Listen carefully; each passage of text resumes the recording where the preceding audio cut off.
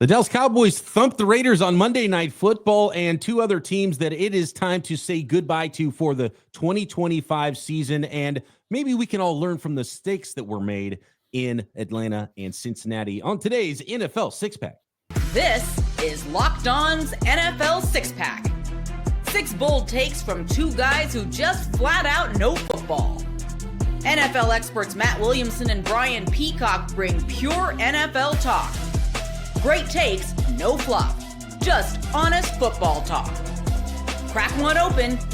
It's NFL Six Pack on the Locked On Podcast Network. Your team every day.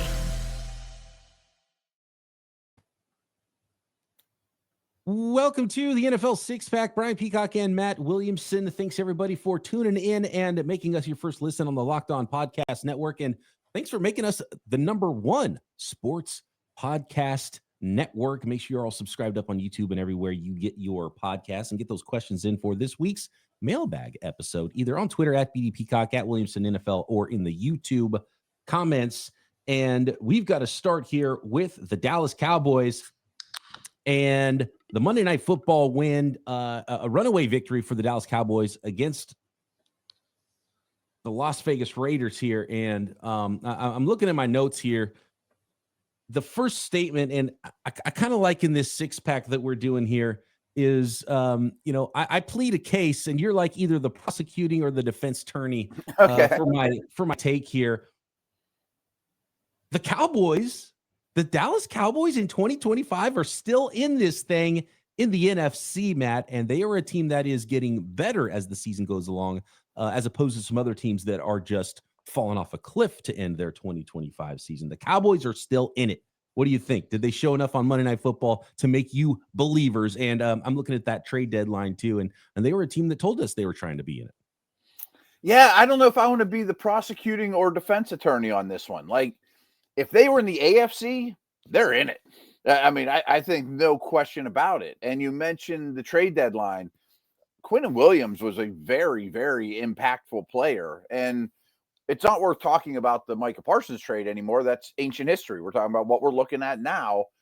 I think their defensive front is actually pretty good. And they got like Ravel back from injury and Overton and, all these. I think they said they had 5 new starters from the last time we saw Dallas, just on defense, from trades, and Wilson and Quinnen, who was a monster and remains a monster. And I know the offense is really good. So they are in the hunt graphic, and that's exactly where they belong.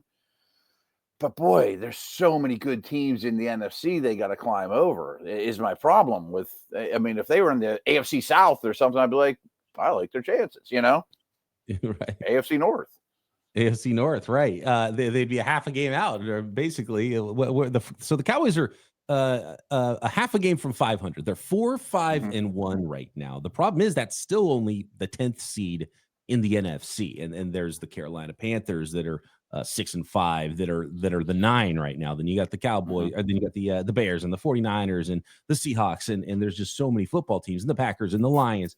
And so that's the difficulty, is how many teams you have to jump. I think it's very unlikely that the Cowboys actually are a playoff football team, but I think that they could look like a playoff football team at least down the stretch, which is saying something, because clearly we know the offense is good. It was the 33-16 win against the Las Vegas Raiders on Monday Night Football to end Week 11. 4 touchdown passes for Dak Prescott, spreading the ball around to 4 different receivers for those touchdowns. Pickens had a great catch and run. CeeDee Lamb had a touchdown catch. Jake Ferguson, touchdown catch. And so, just really spreading it around the entire football team, running the ball pretty well with Javonte Williams with the lead, 22 carries for 93 yards, 4.2 yards per carry there. And so just, they're a good football team on offense. We kind of already knew that. And I think when you add, and clearly, by the way, to tease a topic a little bit later in a statement I'm going to make, the Dallas Cowboys with the Quinnen Williams trade get themselves off the hook, because I think they were the team with the worst move of the offseason. Micah Parsons trade, right? And I don't think the Quinnen Williams trade undoes it, but it puts the Cowboys in a place where, they probably would have won a couple extra games if they had have done, a different, if not done that move or done the the Quinnen Williams trade sooner, but Quinnen Williams clearly going to be a difference-making player on that team. And you mentioned DeMarvion Overshown coming back from his torn ACL, MCL, PCL. He's got a big brace on his knee, but he was one of their better players on defense that they lost last year to that torn ACL in December. Savone Ravel, their rookie corner, who's big, athletic, a very talented player, could help them out down the stretch as well. But Quinnen Williams is interesting because he's such a good, complete player. Exactly. And he only had 1 sack so far this year, and it was the first play of the season that Quinnen Williams got that sack. Wow. The Jets. And so and he comes up and immediately in like 5 minutes has a 1.5 sacks for the Dallas Cowboys in his new team, right? And he's getting in the backfield. And he's hit the quarterback 5 times, Quinnen Williams did in this game. And so that's a difference-making football player. And the Cowboys needed that on defense, and now they have that on defense. And so an interesting team down the stretch. They might have dug a little too much of a hole. I think they made a lot of mistakes, the Micah Parsons trade being one of those, but they're an interesting team, and I think they might be a playoff-looking football team down the stretch, even if they don't actually make the tournament. So a couple things, just one note from that game that they totally dominated. Pickens and Lamb had to sit out the first series for whatever they did, and Schottenheimer later is hugging them, and they were all buddies, whatever. I mean, maybe they should sit them out every first series because they lit it up, especially Pickens against a bad even. But get their heads in a certain space. Maybe push them in that direction a little bit if they need to. So in a lawyer-like manner, I would like to retract one of my statements from earlier. Okay. I am going to be the prosecutor and try to put the Cowboys in jail because their next 3 games are Eagles, Chiefs, Lions. Well, it was a fun conversation. Right. I double checked while you were chatting there before. I'm like, then it eases up, but Eagles, Chiefs, Lions. And that brings us to the number 2 in our 6-pack today. The Las Vegas Raiders. And look, Pete Carroll might just be completely cooked. I think the Raiders were a team that we don't even have to have an in memoriam like we are the next 2 teams we're going to talk about today, and the Falcons and the Bengals. Like, this team is done. We kind of already knew it. They're a bad team, one of the worst teams in the NFL right now, despite an early couple of wins this season. But I don't know if it's Pete Carroll. I don't know if it will.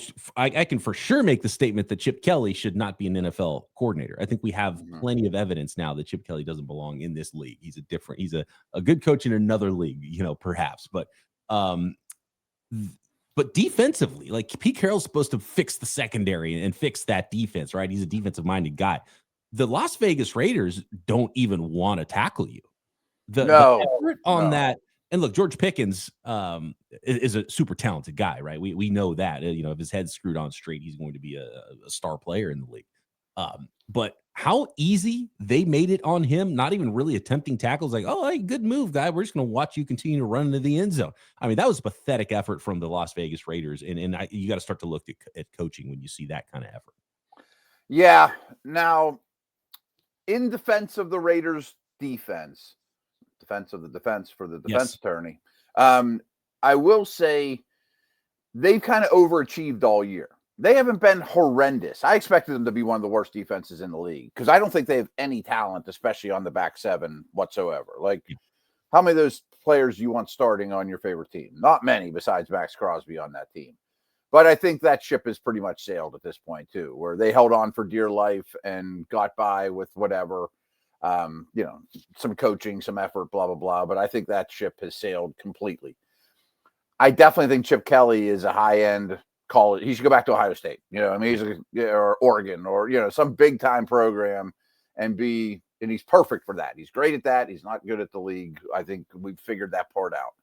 Now, I know the Cowboys got up on them heavy, but how many Pete Carroll teams run the ball 12 times in a game like this, and with your top 10 pick, get 6 carries for 7 yards? I mean, like, what are we doing here? A safety, like, you can't even run the ball out of the end zone. It's right. Which, by the way, lost me my fantasy week by less than a point. So, that's a tough way to go. That's a tough one going up against the Cowboys defense. And the Cowboys defense, hey, that's breaking news. The Cowboys defense is rosterable in your fantasy leagues. I think that's true. At least it's going up against the Raiders. I've done so much Bengals conversations, and I know we're going to talk about them more, but all the Bengals bad defense stuff was like, and the Cowboys are second worst. I don't think they're that in that land anymore. I think they've emerged to mediocre. And if they play a bad team, you can use them in fantasy. Another note, I don't get too far into it, but the Raiders O-line is not totally devoid of talent. I mean, I know Powers Johnson is hurt right now, but Pete hired his son to be the offensive line coach. And let's just say that's not going very well. The Nepo football league. All right. Same as it ever was. Pete Carroll's cooked. I think maybe if the Cowboys aren't in this thing, I think my second statement, Pete Carroll's cooked.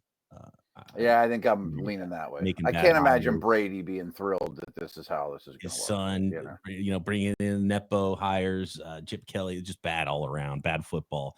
And look, he might not be talented in the back end, but it doesn't take talent to give effort. And so, all bad for the Las Vegas Raiders right now. Now there's a little Geno Smith, Tyler Lockett, Seattle Nepo too, Right. Yeah. Yeah. Is that getting you anywhere? You might have been a really great coach at one point, Pete Carroll, but you don't just get the, what in your hand to throw it against the wall and build a football team out of it. Mm-hmm. Right. What are you doing here? So feel bad for Brock Bowers and Ashton Genty on that roster. Right. Talented guys getting wasted. And so that brings us to some teams that we do have to put to bed here in the 2025 season, the Atlanta Falcons and the Cincinnati Bengals next.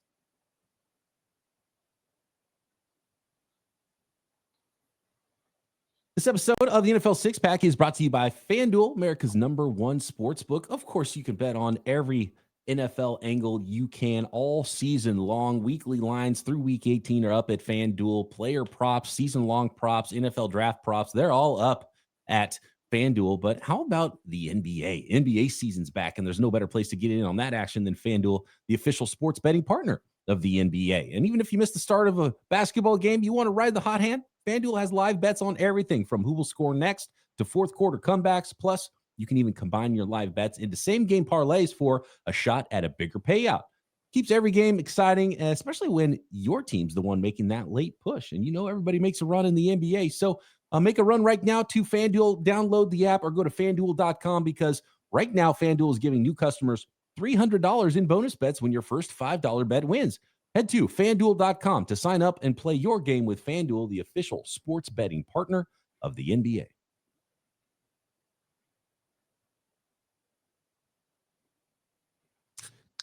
A bit of news on this Tuesday in Atlanta, and it's all bad news right now for the Atlanta Falcons. Quarterback Michael Penix, as feared, it is at least a partially torn ACL. He's going to seek a second opinion, but it's looking like not only is Penix going on IR, but he's going to miss the rest of his second season in the NFL. So Michael Penix out for the year for the Atlanta Falcons in just a super disappointing season for this football team, and a team that is really out of it, and Kirk Cousins is not bringing him back. Yeah, I think there's a lot to unpack here that starts with front office. I bet the coaching. First off, do you think the coaching staff lives through this? I've come to the conclusion that the coaching staff's not good. They're not like terrible. The front office is fire him today. I don't think Zach Robinson's doing a good job as an offensive coordinator. I think if you have to change something, if you are Raheem Morris and you're making arguments, you say, okay, we'll change this coordinator. Just don't fire me. I think I could see that. But something has to change for sure. I would at least point to one coordinator or the other, and you kind of see that with defensive-minded head coaches that they're able to, we got to switch this coordinator out and then we'll be good. But Raheem Morris just might be a better coordinator than a head coach too, and it's the defensive side of the ball that's been a letdown. They can't stop the run. Run defense is horrible. And to be honest with you, we need to, if we're making more statements here about the Atlanta Falcons, how about this one? We talked about maybe the Cowboys are off the hook. Was the Falcons trading up in the first round to get Pearce, another pass rusher, which they desperately needed, more pass rushers, right?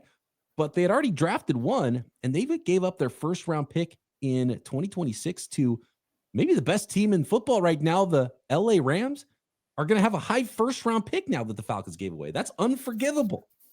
That's kind of where I was going with it. That might have been the worst move in the offseason now, even worse than the Michael Parsons trade. It's pretty terrible. And neither of us were fans of it when it happened. It's just, but we do have the hindsight of Monday morning quarterbacking here. First off, I'm with you on the coaching staff. I can't say that they've really given you much of an advantage. I think the defense has improved from where it's been in recent years, and they're super aggressive, but they don't stop the run. I mean, at least they create some havoc now. But I think the front office is terrible, and it's been bad for a while. And it seems like he's entrenched with the owner, but I might clean house completely. But what's the problem now? Well, it's always a problem, but when these young quarterback, it's like J.J. McCarthy when he got hurt his rookie year. It's like, do we know if Penix is done? Do we know if he's the answer or not? No, the answer to that question is 100% no. He's shown some flashes, and I'm sure he'll be the starter when he returns. But he got hurt in the middle of November with a bad knee injury and has knee issues going back to college. Is he going to be there for the preseason? Is he going to be there for opening day? They have this Cousins albatross, and there's a statement from yesterday's podcast I want to retract as well, that I thought, this might be an interesting time for Cousins to display his wares to the rest of the league. And you joked with the Steelers, and I went back and watched some of them. He should retire. He can't throw the ball anymore. I mean, I thought it was really worse than I originally thought. I mean, so maybe he works himself back into shape, but he might be shot too. And they've got a bazillion dead cap dollars, invested in Cousins. They're not going to be able to trade him for anything unless his tape gets way, way better. So what do you do there? I mean, what if he doesn't retire? Do you bring in another guy to be the Daniel Jones to Anthony Richardson and add more fuel to this quarterback mess? And the other aspect that no one talks about that trade, which I want to get into, is they also gave up the 46th pick in last year's draft. I mean, the Rams moved from the first round to 46 and picked up a first. I think there was a little spare change involved, but it wasn't like it was flat out for the one. They also gave up a second round pick that could be a defensive tackle or a wideout or corner or whatever, or an edge that's just as good as Pearce anyway. Right. Or you move up from 46 and get Ezeraku, or right. Ezeraku might have been there still at 46. He didn't. I knew he was close. Yeah. And Nick Scorton as well was a second round guy. You could have moved up a little bit less to get another player. And I think Ezeraku would have fit the scheme as well. You're looking for more of a stand-up rusher there. So you just can't start giving away future firsts because of how things can possibly go for your team. And when you're and I also part of this is a big problem I have in the NFL. We talk about the Nepo League. There's familiarity there, right? And so do the Falcons even offer that to another team? Did the Rams benefit by just being friends with the people on the Falcons side, right? Maybe, right. The Harbaugh trade we saw earlier this offseason. Was Oweh shopped around the league, or did Gino Jones get in the room and be like, "Oh, here, I got a safety for you. Here, you give me a pass rusher, and let's do this." And talking about other teams that might have needed some pieces. Was there no opportunity for any other team to make some of these deals because you're just using back channels and dealing with your buddies in the league? I think a lot of people can draw a parallel there with their fantasy football leagues. You ever see a trade happen? It's like, why didn't you make a message in the league message board that player was available? You could have got a way better return. I would have given you more than that. Yeah, right. So I think there's buddy going on in some of this. You just helped your buddies get a high first round pick now. The rest of the league should be super pissed off at the Falcons. Yeah. So I double checked some things. First off, I want to say I do think Jalen Walker is exceptional, and it might be a little late, but I think he's actually going to be, when it's all said and done, getting rookie of the year type votes and will be a big time impact player and maybe their best pass rusher since John Abraham. I mean, which is funny to say. I mean, so they got one there with their original pick at 15. He's looked a lot like the guy he was in college, just very active player and impactful, and you feel him over the course of a game. Pearce was never for me, but he's okay. I'm not going to kill the player. I'm not saying he stinks or anything like that. The process was what was wrong. And I double checked because while you were chatting there, Terrence Ferguson was the Rams pick at 46. Ezeraku went 44. Tuamaloa went 45. Scorton went 51. Yeah, so Scorton was still available. Yeah. And it was a similar tier prospect, probably. Or move up 2 spots and get either one of those other guys, you know. Right. So does it was Pierce fall out of the first round because he wasn't for everybody, right? Yeah, he may have even. I mean, I don't think he would have lasted. Red flags with him. Yeah, he right. wouldn't have got to 46 probably, but he might have snuck out of the first round as well. Yeah, and now we have some London injuries to throw into the mix too, and it looked like a good rookie class. You know, the safety out of Notre Dame, Watts, is a good player and whatnot, but still, it's not worth what you invested in it. And so you solve quarterback problems. How you solve your quarterback problem? The final statement, which is easy now, the Falcons, they're done. We can close the casket on the 2025 season for the Atlanta Falcons. And the question now just becomes, how big of a shakeup is this for 2026? And if your ownership, are you so disappointed by all of this, knowing that you don't have a first round pick? Do you start firing everybody? Somebody in the building's got to go. Somebody's got to go. GM, head coach, coordinator, got to make at least one big move.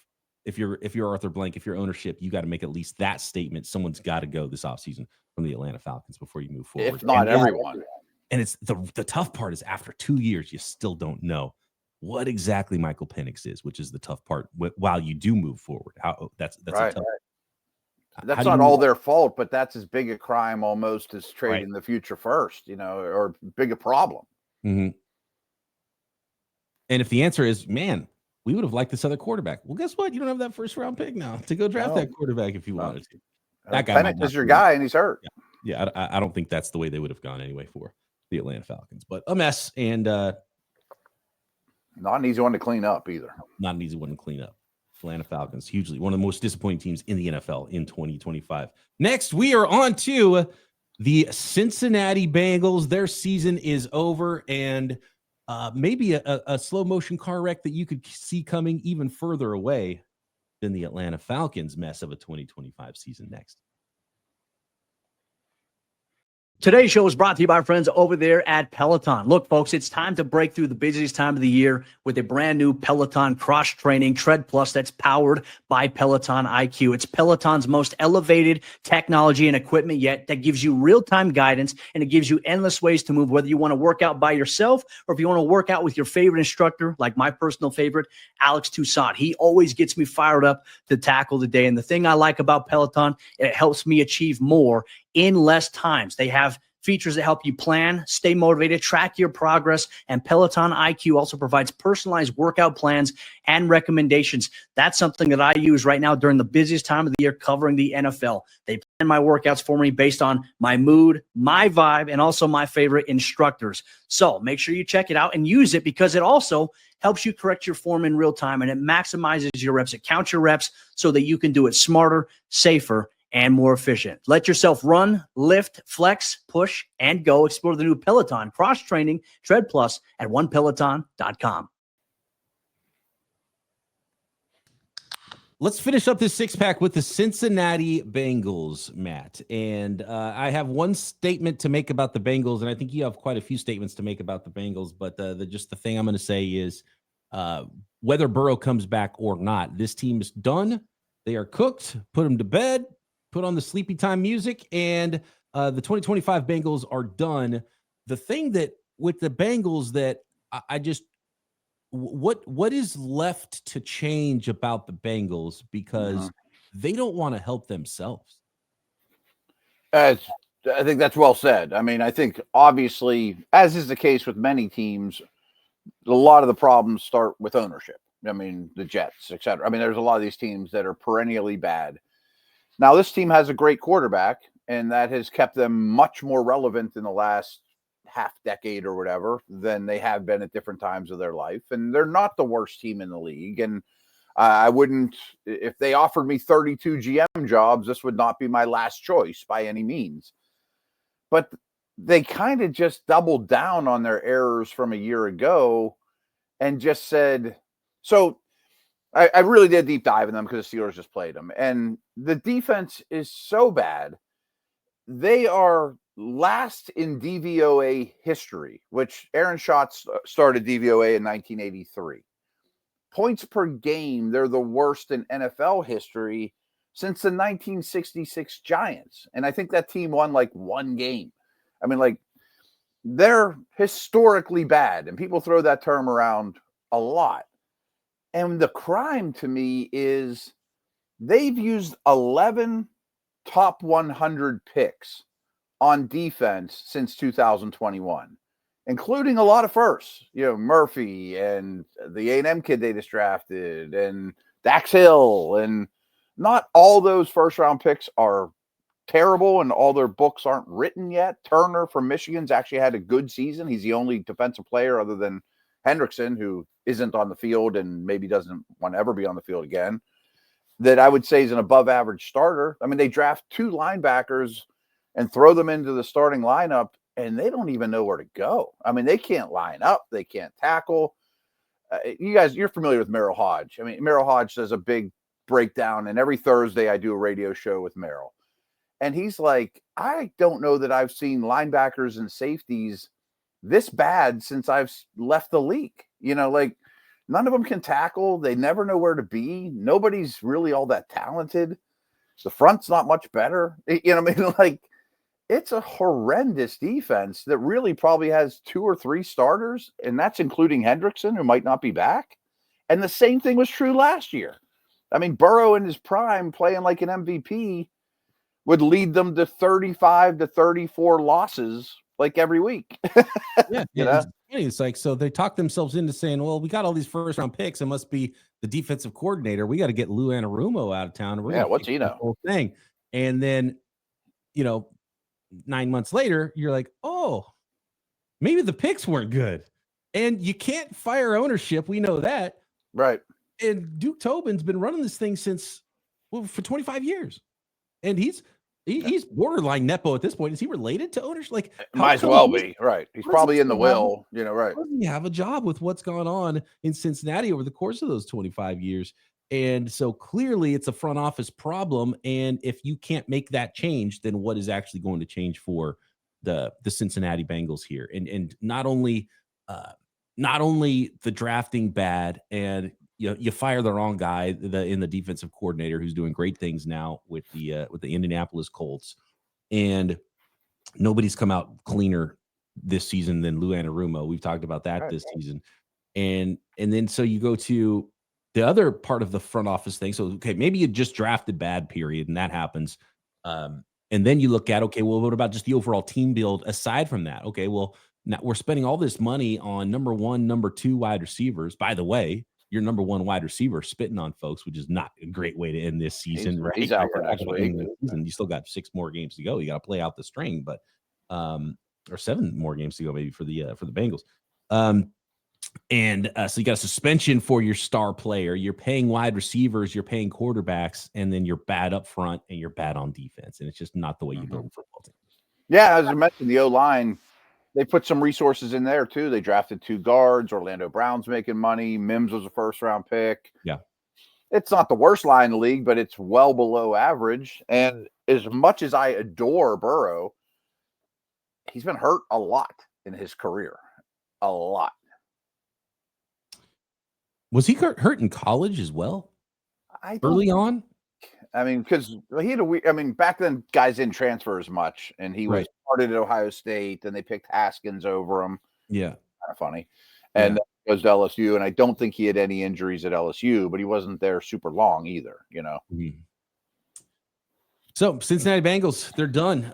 Is there a fix for the Bengals? Like, clearly they need a new GM. They need a new brain trust in charge of the organization. And you're probably not going to get that because they've been the weirdest organization for 25 years. And if that's not going to change, what could possibly change? It's just going to be a healthy Burrow, same crap for the Bengals next season, right? I mean, from what I understand, and I know a lot of people that know people close to the Bengals because they're in the Steelers division and they're there all the time, blah, blah, blah, that it's more just a stubbornness. I mean, it's also they spend the least money in the league too. Yeah. Like, it's funny, like my son goes to Kentucky, and I'm not making fun of the city of Cincinnati, but you drive right over their facility on the way to Kentucky. And I've seen it before too, but every time I've taken them there, you see their facility. And sometimes you see the players like walking across the street over this underpass to go to their outdoor practice field because they don't really even have an indoor. I mean, it's like pretty sad. Yeah, I mean, it's like the worst amount of money spent out there. And even just do something small, like if they end up with the 11th pick this year in the draft, they're going to pick 11, and then they're going to pick 43rd or whatever. Add 32 each time. That's where they're going to pick. Like, is that the smartest business model? Make some moves, do something, shake it up. Right. At least consider it. Starts from the top, and so until they have a real GM, that's what the Cincinnati Bengals. I feel bad for Cincinnati Bengals fans, really. I feel bad for Burrow and the fan base. I'm not sure if he's a good head coach or not, by the way. Like, I thought he was on the hot seat. Yeah. And then he got Burrow, And again, like, it takes him forever to do things, right? And so is he a part of the, I think I would hire him. Yeah. Probably, right. I think he won't have a tough time getting a job if he does get fired, but I don't think he's the problem either. But if you are, would you even want to be there anymore at this point? I was thinking that too. Like, what if that job opened? I don't think you're getting the best candidate. You get a quarterback, and it's actually probably, to be honest with you, for head coaches, it's a little bit more of a secure job just because of how slow the organization. Oh, yeah. They're less likely to fire you. So if you get a head coach job and you're Marvin Lewis lasted forever. Yeah. So that's probably actually not the worst place. You're like, no, I can just be mediocre for a while and collect a lot of paychecks. That doesn't really, maybe that doesn't excite a lot of guys, but some head coaches might be like, yeah, cool. And maybe we'll win there. I got a superstar quarterback.